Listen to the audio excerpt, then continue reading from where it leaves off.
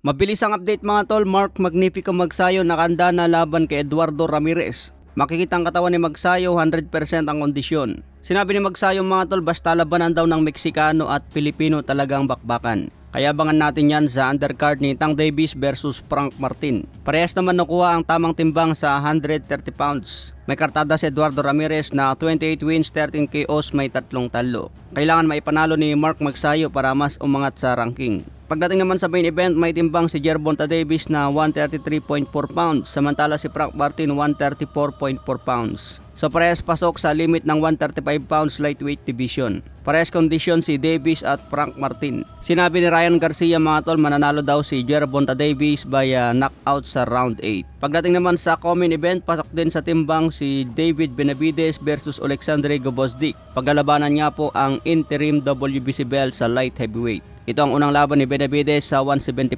pounds. Sinabi ni Benavides na isang knockout ang panalo niya dito para makalaban niya si Artur Beterbiev at si Dimitri Bivol. Kaya magandang laban ito mga tol, matinding bakbakan ni Tank at Martin, sabayan pa ni Benavides at Gvozdyk, sabayan pa ni Mark Magsayo sa undercard. Kaya naman swabeng laban ang makikita natin ngayong linggo. Sa ibang banda naman, Bob Arum kinumpirma na nga po na hindi raw niya ipapalaban si Naoya Inoue kay Murodjon Akhmadaliev. Matatandaan kahapon nag-utos itong WBA na kailangan na raw ayusin ang laban ni Naoya Inoue at Murodjon Akhmadaliev. Pero umalma itong si Uncle Bob Arum. Hindi raw siya papayag na lalaban si Inoue sa walang pangalan na si Murodjon Akhmadaliev. Sino daw ba yan si Murodjon Akhmadaliev? Wala daw nakakilala dyan. Tinalo na yan ni Marlon Tapales itong si Murodjon Akhmadaliev.